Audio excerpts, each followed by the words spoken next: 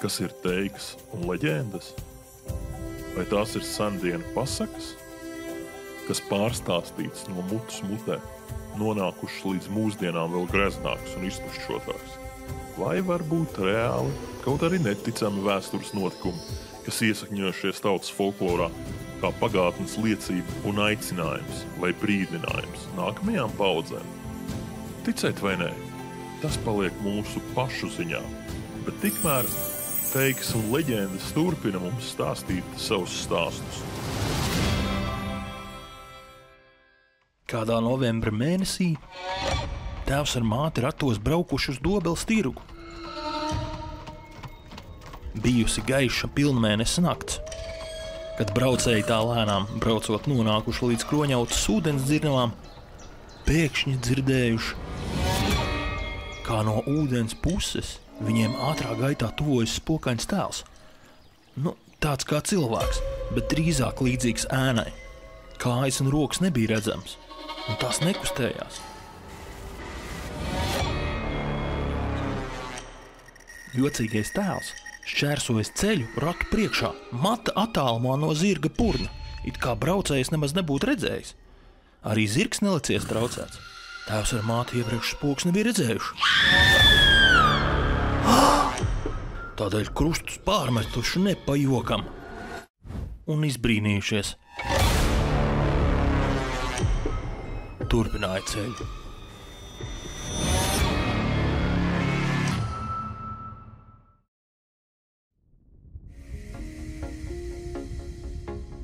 Runā, ka Dobeles augstajā tornī naktīs redzamas uguntiņas, un šad tad arī noslēpumains dziedātājs.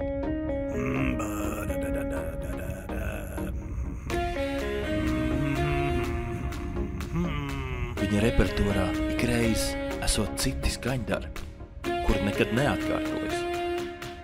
Mūzika esot tik lipīga, ka visiem klausītājiem kustās kājas.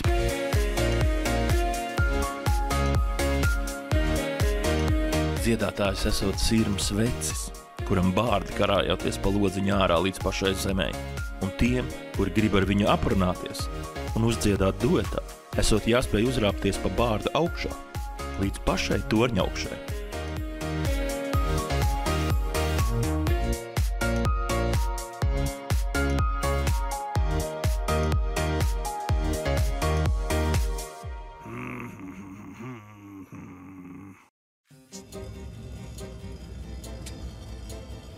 Kad Dobeles pilī ir akti aizsargrāvi, zemnieki zemi ar maisiem nesuši augšā pilskalnā, lai tas taptu vēl augstāks.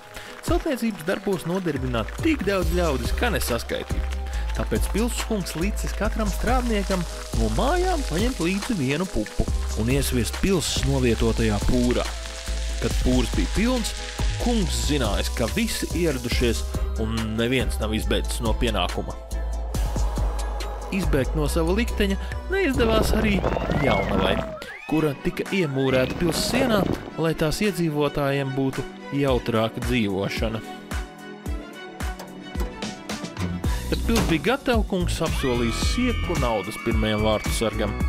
Viens gribētājs pieteicies. Pilskungs licis vīram sabērt sieku naudas klēpī un pašu ar visu naudu iemūrējis mūrī. Tā abi vēl šobaldienas pokojas pilī, atgādinot par nevisai taisnīgo iemūrēšanu.